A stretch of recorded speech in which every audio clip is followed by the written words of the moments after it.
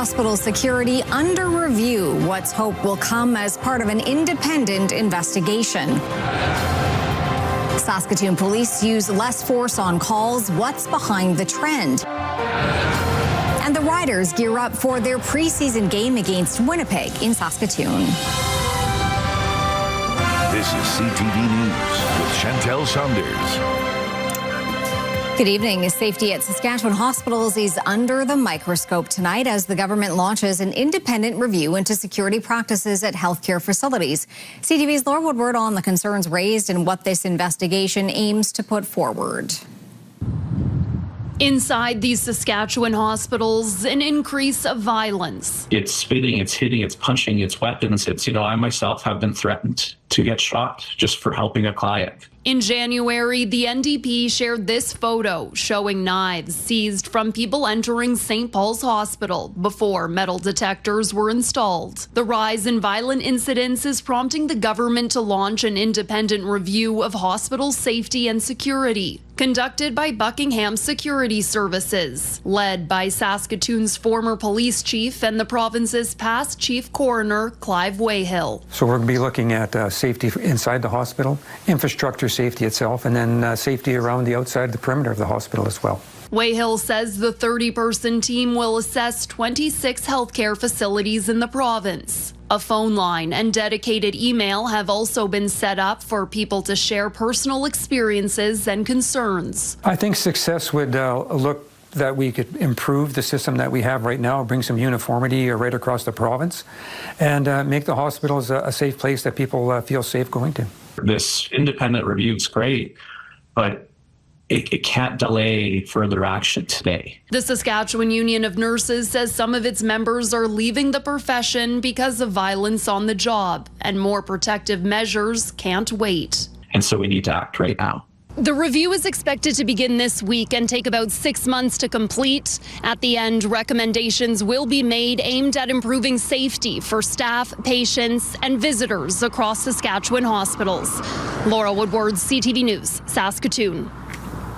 A recent report from the Saskatoon Police Service shows use of force incidents are down from the previous year. The police chief says community cooperation plays a role in the decline. CTV's Stacey Hine with the details. All right, I'll just hit some high points of our 2025 use of force report. A new report to the Board of Police Commissioners details the Saskatoon Police Service's use of force numbers for 2025. Last year, police reported 367 use of force incidents, down from 497 in 2024. Police Chief Cam McBride says community cooperation plays a role in the decline. Use of force is always a response to the behavior of somebody in the community.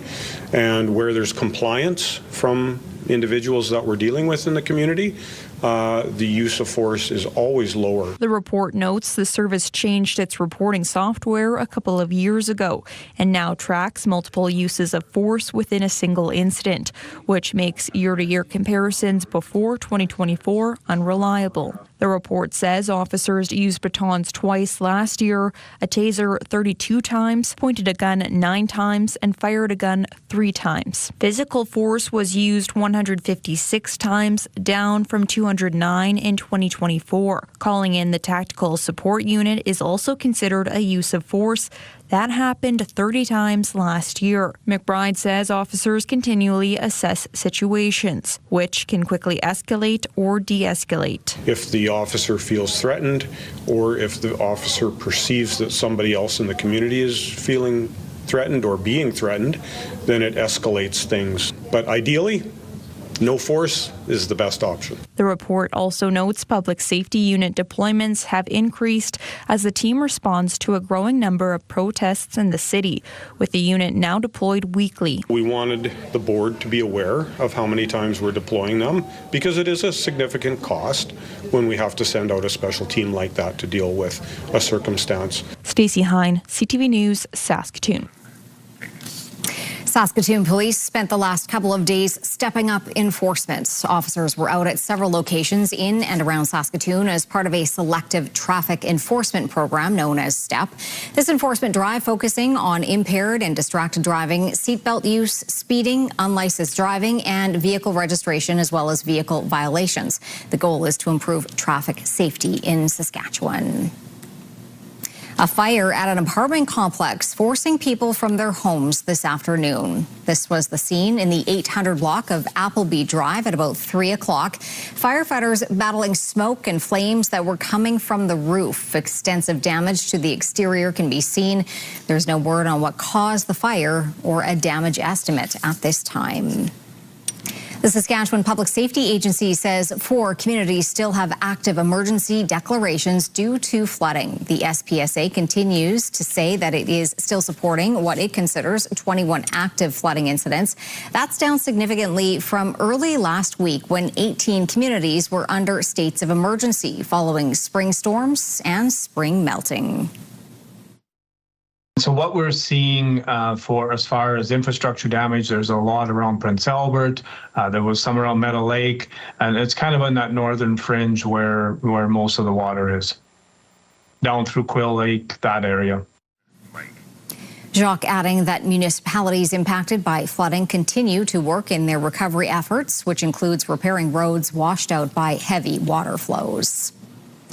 Little Red River Park in Prince Albert remains scheduled to reopen tomorrow. Crews were spotted at work today in the park, which first closed May 8th. The fire department says that water levels and flow rates will remain high for some time, and visitors are advised to watch their children closely and to keep their pets under control near the river. The Highway 55 entrance will open tomorrow, with the West Park Gate remaining closed for the time being. Officials will continue monitoring river conditions and provide updates as needed.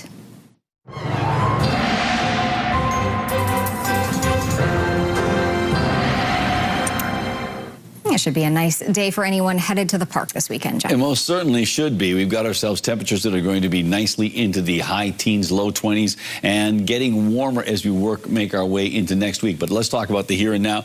Keeping our eye on, there's a big low pressure center. We've talked about it before, sort of tracking across Montana into the Dakotas and parts of Midwest. It is still having a strong impact on areas along the Saskatchewan-Manitoba border in particular, and that's going to linger into tomorrow. And still a little bit of active weather. Some of it is daytime heating, some of it associated with that low, but it's creating some storms nonetheless, but they are spotty in nature. More on the warm-up later on.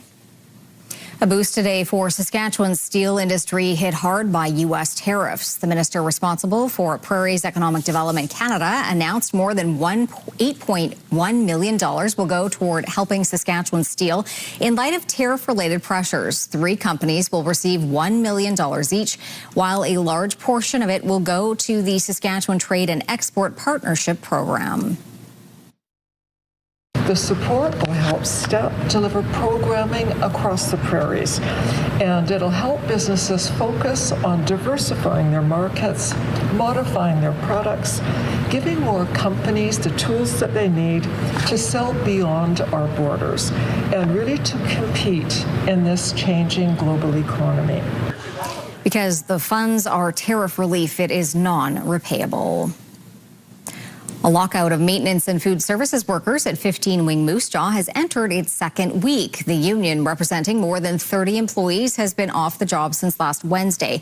As Wayne Mantika tells us, its leadership is calling for bargaining negotiations to resume. Traffic has been moving slowly at the entrance to 15 Wing Moose Jaw as picketing union members explain their situation to visitors and military personnel.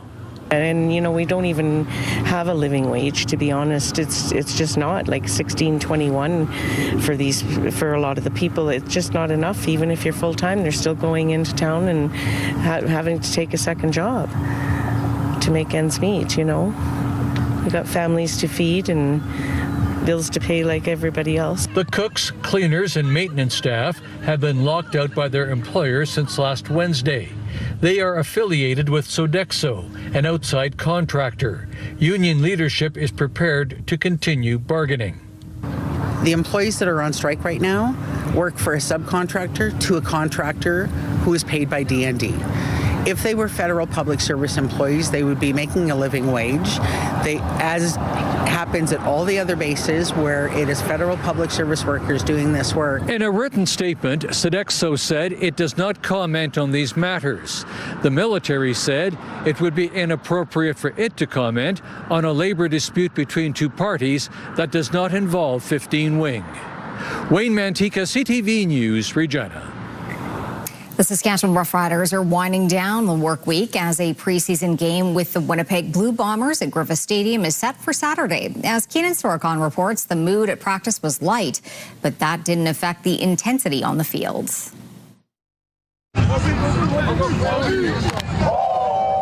It's nearly time to bring them out.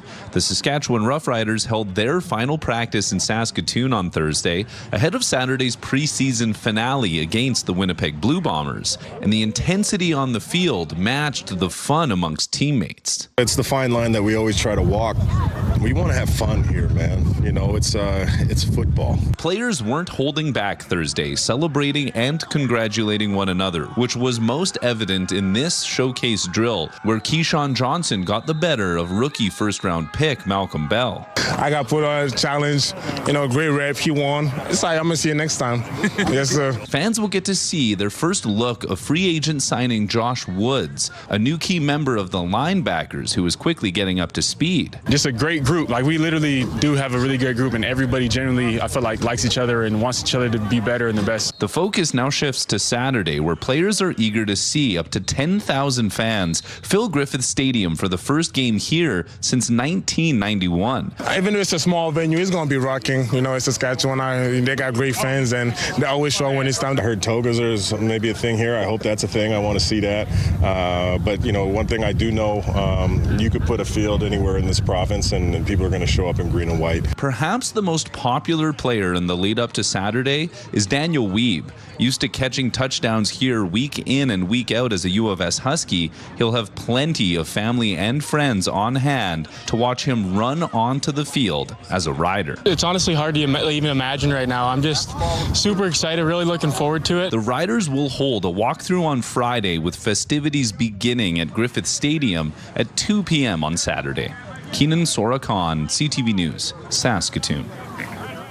Female high school students were Jill of all trades today. 150 girls in grades 9 to 12 got some hands-on experience in the trades and technology sector at Saskatchewan Polytechnic's Saskatoon campus.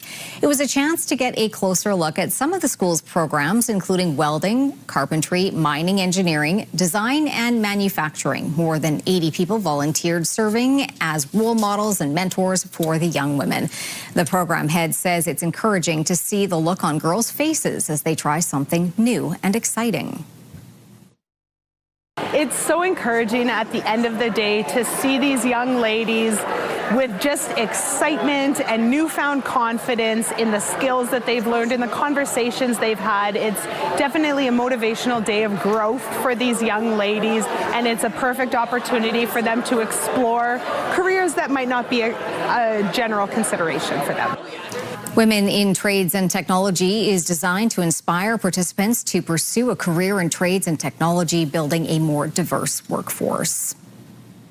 Classes were canceled at a Saskatoon elementary school today. A water main break near Bishop Roborecki School meant students got the day off. Crews worked to fix the issue and expect the water service should be restored for classes to resume tomorrow. Parents are advised to watch for updates directly from the school. A campaign to support kidney health in our province has reached a successful conclusion. St. Paul's Hospital Foundation launched the Buy Your Side Kidney Care campaign last March. Today, the foundation announced it has raised more than $10.2 million. The money will go toward early screening programs, kidney health and education, and holistic care. The foundation says it's estimated that 117,000 people in Saskatchewan have some form of kidney disease, which is often called a silent killer. The Von Wyant family donated $500,000 toward the campaign in honor of Dr. Gordon Wyant, a pioneer in Saskatchewan kidney care and a member of the province's first kidney transplant team. Organizers for the Saskatoon Exhibition have announced this year's entertainment lineup. I came home singing.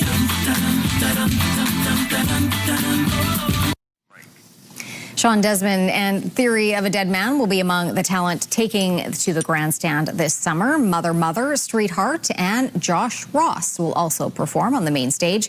Entertainment also includes Circus, and a motocross event called Extreme Freestyle. Organizers say safety is a top priority and that the technology on the metal detectors has been upgraded this year. You have to understand that on a busy night, there are more people at the Saskatoon X than the population of Moose Jaw. So it really is a really big undertaking to keep everybody safe, and we're quite proud of our record over the last few years. The Saskatoon Exhibition runs July 30th to August 6th. Still to come, a Canadian citizen in trouble south of the border for casting a ballot. Also in short supply, what the military is asking some of its members for.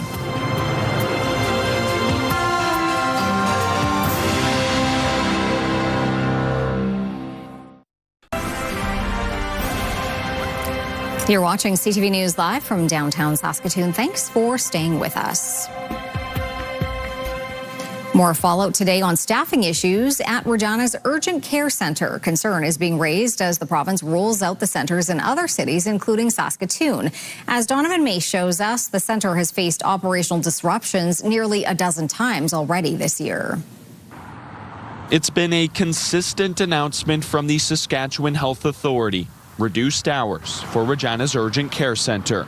The Saskatchewan NDP say it's a problem being neglected by the province. Multiple times, it has been forced to reduce its hours or even close completely, particularly on busy, long weekends or on holidays. When first announced, the government did say the centres would offer 24/7 care, but Premier Scott Moe has since stated that model seems out of reach as the sector continues to deal with recruiting issues to keep the urgent care centre on its existing regular hours. Now, since the start of this year, there have been 11 weekends and one Tuesday where the SHA announced reduced hours, while on one Sunday, the centre was completely closed. All were due to physician availability, according to notices from the SHA. In response to CTV News, the SHA says Saskatchewan, like all provinces, is facing a national shortage of physicians, and it will continue to work with its partners to recruit and retain doctors through targeted initiatives. CTV News also reached out to the Ministry of Health, but a response was not immediately available. For the NDP, the concern carries over into future plans for additional urgent care centres elsewhere in the province. The Sask Party and the SHA is fully aware of the shortcomings of the urgent care centre, and yet the Sask Party government continues to champion urgent care centres as the solution. The urgent care centre did make it through the May long weekend undisrupted, but the opposition says it will continue to monitor any future potential disruptions as the city moves into the summer vacation season. Now, in all hours or situations where the urgent centre is closed, patients are always directed to Regina's 2 hospital emergency rooms. Donovan May, CTV News, Regina. Canada's military is chronically short on gear, so much so that it is now asking personnel in the Ottawa region to return some of it. Items like tactical vests are being handed in by members who are not part of a deployable unit. Annie Bergeron-Oliver now with more on what else is in short supply. Thousands of troops in the Ottawa area are being asked to hand in some of their field gear to help compensate for what the Defence Department is calling critical equipment shortages. It doesn't send a very positive message, even though it might be normal. It just indicates just how weak the procurement system is, how low the stockpiles are, and just how much demand there is on operations right now.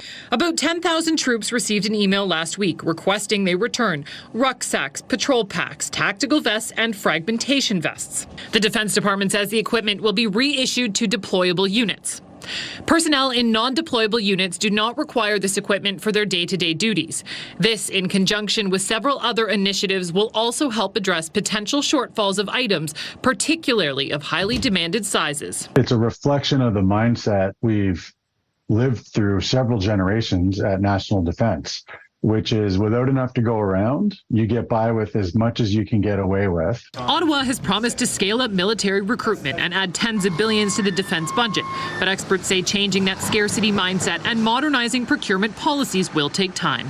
those quite literally growing pains of an organization that for decades has not been used to grow and has policies in place that are, as we can see, not well adapted in terms of scale, scope, and complexity to the ask that the government has of the Canadian Armed Forces.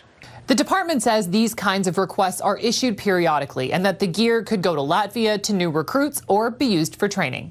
Annie Bergeron-Oliver, CTV News, Ottawa. A Quebec man is due in court tomorrow amid RCMP concerns he may commit terrorism offenses. The suspect was taken into custody yesterday morning by officers from the RCMP's Quebec City detachment. Police say he made numerous posts on TikTok expressing support for ISIS. The investigation began in March 2025 following a tip submitted through the RCMP's National Security Information Network. No charges have been filed, but the investigation is ongoing and that could happen at a later date. A passenger on a U.S.-bound plane who had recently visited East Africa has been sent back to Paris after the plane was diverted to Montreal. The flight was diverted due to U.S. restrictions related to the Ebola outbreak in Congo. The plane was en route from Paris to Detroit when it landed at Trudeau International Airport. The passenger was then sent back to Paris. U.S. officials say the person boarded the flight in error. Meanwhile, in Ontario, one person is in hospital being tested for the virus after recently returning from East Africa. There are currently no confirmed cases in Canada. A Canadian citizen living in the U.S. for decades has been charged with illegally voting in multiple elections there. He faces one count of unlawful voting by an alien and one count of casting a ballot known to be fraudulent. Prosecutors say the 40-year-old became a permanent resident in 1987 and was living north of Boston, but declared he was an American citizen on official registration forms. The man faces up to 5 years in prison if convicted, as well as fines ranging from $100,000 to $250,000. Donald Trump insisted today he does not want Iran to make good on its threat to charge fees to use the Strait of Hormuz. Well, we want it open. We want it free. We don't want tolls. It's international. It's an international waterway. They're not charging tolls. Right now, they are losing $500 million a day is what it's projected. I don't know, it sounds like a lot of money, but whether it's 500 or 200 or 300, they're losing a lot of money. Before the war, a fifth of the world's oil and natural gas was carried through the strait. Washington says a diplomatic solution would not be possible if Tehran implemented a tolling system, but adds there has been some progress in talks. Prince Albert's Caitlin Willoughby and the PWHL champion Montreal Victoire return to Montreal with the Walter Cup today. It marks a significant moment for women's hockey in Canada. Jean-Vier Beauchemin has more on a city in celebration after the victory for the Victoire. The Victoire's captain, Marie-Philippe Poulin, hoisted the Walter Cup. That sterling silver trophy now on home soil. Yeah. Tell me about holding this cup. Oh, amazing. It's so heavy, but it's so worth it. I think all the effort of this group, it's been unbelievable. And being able to come back to Montreal and share with our fans, it's super cool. A first win for Montreal, a first win for Canada too in PWHL history. A victory for fans to savor. I mean, this is what we've been waiting for. This is what we've been working for. And it's not just about the PWHL. It's about women playing hockey in Canada. The Victoire clinched the championship in Game 4 over the Ottawa Charge. Abby Rock's shorthanded goal off her backhand. Now that was a thing of beauty for the highlight reel. I just saw my chance and I figured I may as well try to score. And I'm happy I could get it done and get Pooh out of the box. Poulin.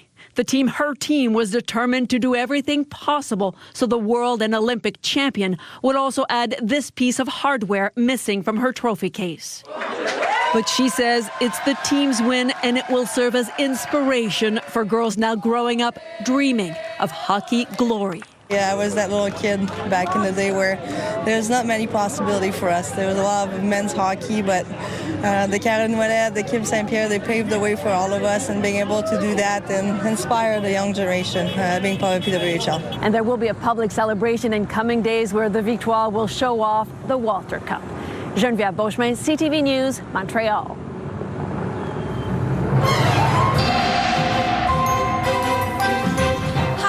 Zoe James. And I'm Jenna Sue, and we're excited to be part of Some Theater's The Color of the Town, an all-new play about the joy and beauty of democracy. It's a tale for the whole family, full of live music and giant puppets, and we're bringing it to neighborhood parks for free. With it being an outdoor show, we've got to know, what's the weather going to look like? Oh, that's a great question. Well, after a rocky start, or I should say a snowy start, things are looking very good for outdoor theater in Saskatoon, and ultimately you're taking it on the road to other parts of the province, but the Saskatoon gets it first and last. But let's take a look and see what we expect for tomorrow. So tomorrow night, The Color of the Town, Some Theater's production, free theater, by the way, will be at Les Carr Park for a matinee at 1 o'clock, one at 7 o'clock, and tomorrow, mainly sunny skies, 20 degrees. We don't expect it to be really windy, but for more locations across Saskatoon and around the province, you can go to sometheater.com, and of course, it's free. Alrighty, let's take a look and see what our numbers are like right now. Right now, we are dealing with 19 degrees. I know it looks a little bit more ominous, thunderstorm activity. It is raining right now, but it's not widespread, so that's triggering the automatics at the airport. So 19 degrees right now, 20 in Prince Albert and 20 in the Battlefords. Lots of sunshine in the Battlefords, but not particularly windy in any of these locations. A little breezier in Prince Albert. Saskatoon's almanac, well, a high today of 20 degrees, so 1 degree above seasonal. 19 is typical for this time of year. 34, the record from 1980. The record cold temperature on the 21st of May, that is -7 degrees. Again, from 1893, 5:04 is when the sun came up. It's going to go down at 3 minutes after 9. Coming up, the end of an era for late-night TV. A look at who's getting the last laugh with Stephen Colbert.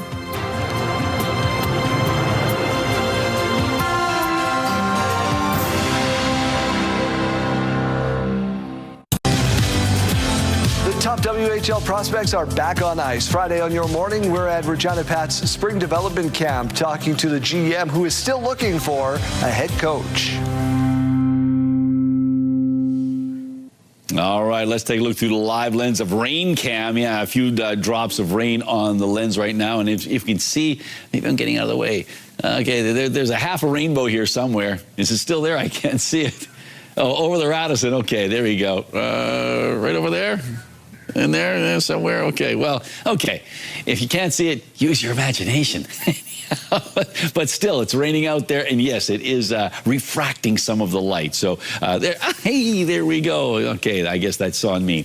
Let's take a look and see what we've got going on with the satellite and radar shot here. Once again, big old low south of the border. That is having an effect as it makes its way into parts of Manitoba and Ontario, but still impacting parts of southeastern Saskatchewan, and it may linger long enough to impact things tomorrow. But we still have daytime heating, creating some of that convection, and as we saw through the live lens of Skycam, creating some, scattered showers of the thunderstorm variety in some respects.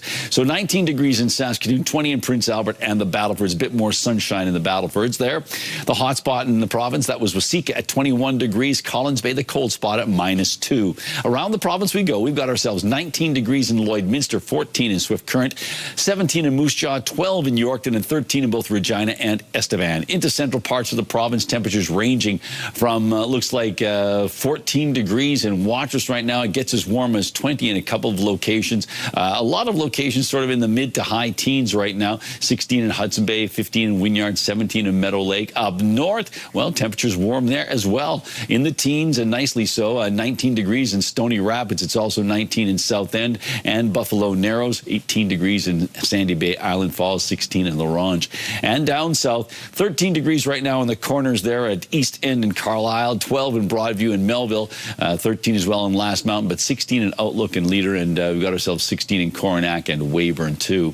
On to our futurecast, with the computer modeling indicating that, as I mentioned earlier on, the lingering effects of that storm moving in from the States, it looks like it's going to have a greatest impact as it moves northward into Manitoba, but part of it will impact Saskatchewan. On the western or central part of this side, we're looking at pop-up showers as we make our way into tomorrow because of the daytime heating.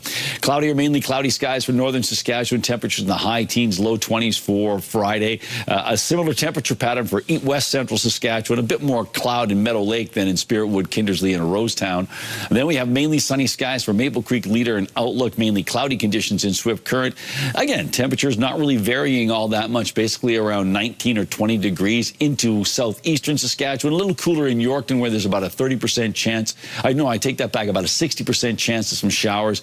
14 degrees there, 16 in Regina, Moose Jaw at 17, Estevan for 15 for a high, and 17 degrees the expected highs in Melfort and Humboldt, 16 for Watrous and Hudson Bay, about a 30% chance of showers, and a high of just 12 degrees.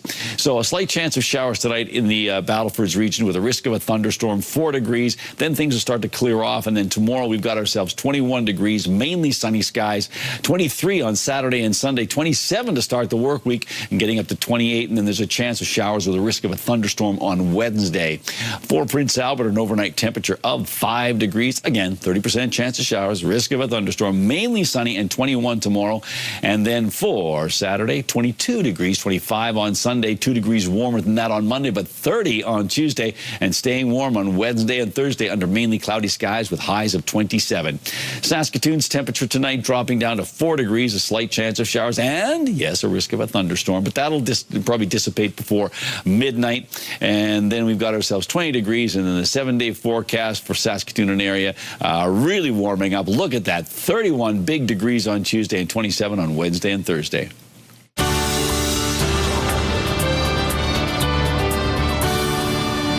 I mean, in the Bible, when it says that Adam and Eve were driven out of paradise, that's probably the truck that did the driving. There's nothing wrong with it. How do you know? Meacham's Dancing Sky Theatre presents The Red Truck. The company is revisiting one of its most popular productions from the past 20 years. The show opens on Friday and runs until June 7th. That rap group from LaRon's, run, RCMP. Stand-up comic Don Burnstick will be cranking out the laughs at the Roxy Theatre on Friday. Also on the bill, Juno winner Chester Knight.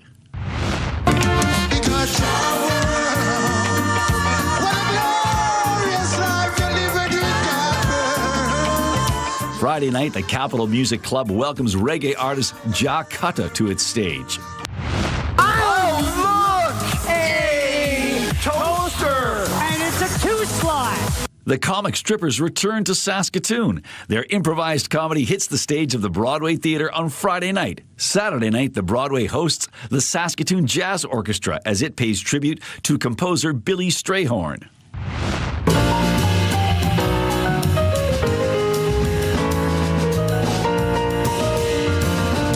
Saturday evening, the Yves Leveillé Quartet will be performing at the Basement. Showtime is 7:30.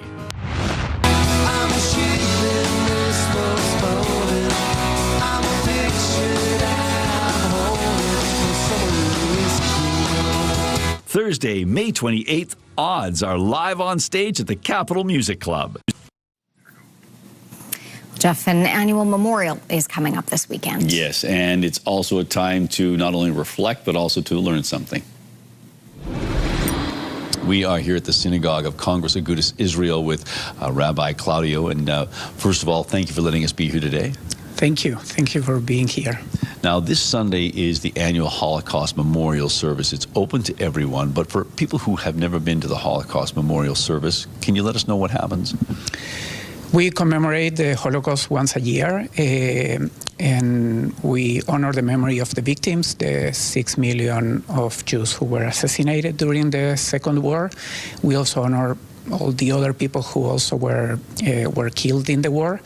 We honor also the survivors, and we also every year have guest speakers, so this is also an opportunity to learn about the Holocaust, and most importantly, what are the lessons that we can take from the Holocaust to our days. Given the times we live in, anti-Semitism is on the rise. Is it more difficult to re-engage people with, reflecting on the Holocaust these days? The Saskatoon community has always been very, very supportive with the Jewish community. We always have many people from the general community joining us, and this is an invitation for everyone. It's obviously free of any cost, and it's open to all the community. And Saskatoon is a good place to live as a Jew, and we are very proud of being part of Saskatchewan, and so we have always felt very supported, and we hope that this year is going to be as well. All right, so that's this Sunday, 1:30, right here at Congregation in Gudas Israel. Thank you, Rabbi. Thank you. All right, Jeff, time for Pick of the Day, and I feel like you have snow from the past, maybe. Just one. We got a lot of snow pictures, so okay. I won't show them all, but this one's just a classic Saskatchewan shot here from Darlene. No date on this, but she sends this note: out for a walk near Unity and really hoping I make it home before the land of the living skies opens up and it rains on me. That's a classic Saskatchewan shot. Brian in Evergreen sends us this one. This is from last week, obviously. Has winter finally reached its tipping point? Yeah, poor. Just fill that your bird feeder up. It'll be fine. Next one. It's our last one. Oh, look at that handsome fella and that lovely woman there. This is Blue Jays fan Don McDonald and wife Donna. That's right, Don and Donald McDonald. I can't make this up. Today is Don's birthday. By the way, I happen to know Don, and among the many things, he is the founder of HCAP, and that's the High School Apprenticeship Carpentry Program with Saskatoon Public Schools. That's a great program. So happy birthday, Don. I hope you had a great day, and you're having a great evening. And one note for Gwen, your image of the reindeer did not come through, and if you'd like to send that image to us, Gwen, you can do so by, like other people, by sending it to cfqcnews@ctv.ca. Still to come on CTV News, the last Colbert report. So look at the popular talk show host before the plug is pulled tonight.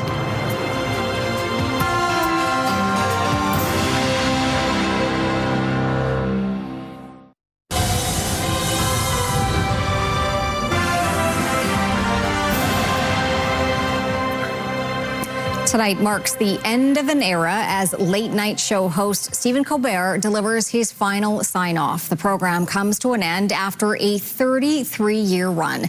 CBS said it's being pulled for financial reasons, but not everyone is buying that. Here is CTV's John Venavali-Rao. After tonight, we have only one more show left. In the lead up to the finale, all sorts of A-listers dropping by to say goodbye to a show that never shied away from politically charged humor. And among them, Colbert's former colleague, Jon Stewart. Stephen, get ready for the ride of your life. With Talking Heads frontman David Byrne, perhaps summing up the feelings towards the network that pulled the plug. It's The Late Show with David Letterman. Making its debut on CBS 33 years ago. Ladies and gentlemen, this is not a promo. This is the actual show.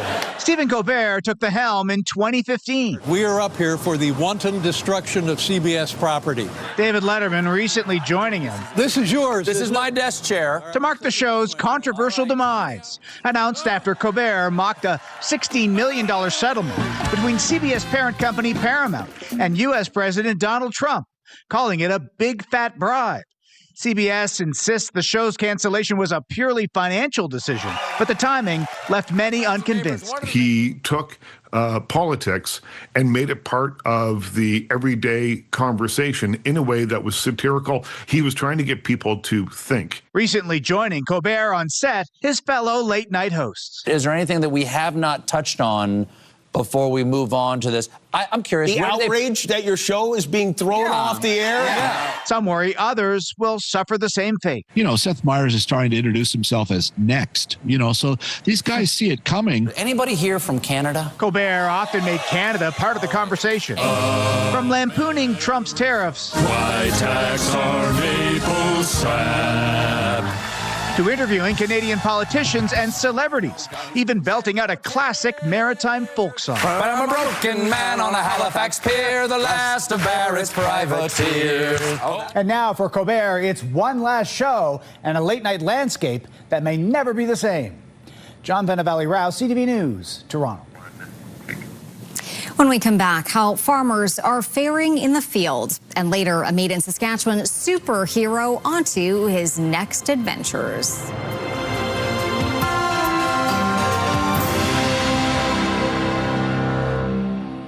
Welcome back. Time to take a look at the rural forecast and sort of a tale of two sides of the province. Towards the west, temperatures up and nicely in the high teens, low 20s. But towards the east, because of that situation down in the US of A, we have a chance of some showers in Hudson Bay and Wynyard and temperatures of around 13 degrees. Down south, well, once again, it's a little more unsettled towards the Manitoba-Saskatchewan border, but into the southern, southwestern and western parts of the province, temperatures getting into the 20s. Let's take a closer look and see what's going on in Turtleford. Of course, they've got minor ball coming up, minor ball celebration coming up on Saturday and Sunday. And well, for tomorrow, mainly sunny skies, 20 degrees, not much of a wind. So all in all, things are looking pretty nice in Turtleford for Friday. And Turtleford is where internet plans of up to 1 gig are available from SaskTel. Strong winds and precipitation slowed seeding across the province. This week's crop report shows 29% of crops are in the ground. That's well behind the 5-year average of 55%. Pulse crops are the furthest along, with 53% of field peas and lentils seeded. 21% of flax has been planted, while canola is the furthest behind at 15%. The wet weather has helped to avoid dry conditions, which will benefit crop development. Saskatchewan's film industry has arrived in the Parkland area for one of the oldest film festivals in the world. The 79th edition of the Yorkton Film Festival has more than 300 films to view this year and will be screening Canadian movies for the next 3 days. The event kick off with an opening night film screening tonight, free of charge and open to the public. Throughout the festival, industry speakers such as Valerie Creighton, CEO and president of the Canada Media Fund, will speak about the industry. The Yorkton Film Festival will conclude with the Golden Sheaf Awards Gala on Saturday. Okay.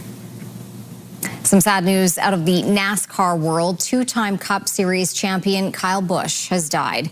In a statement from his family and NASCAR, Busch was taken to hospital this morning for what was called a serious illness, where he died.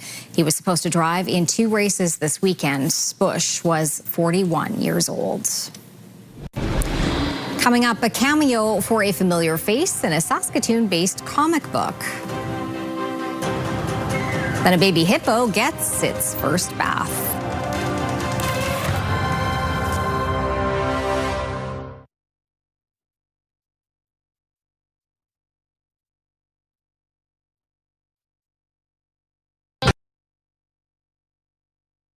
Select Hair Services brought to you by Sage, the beauty bar.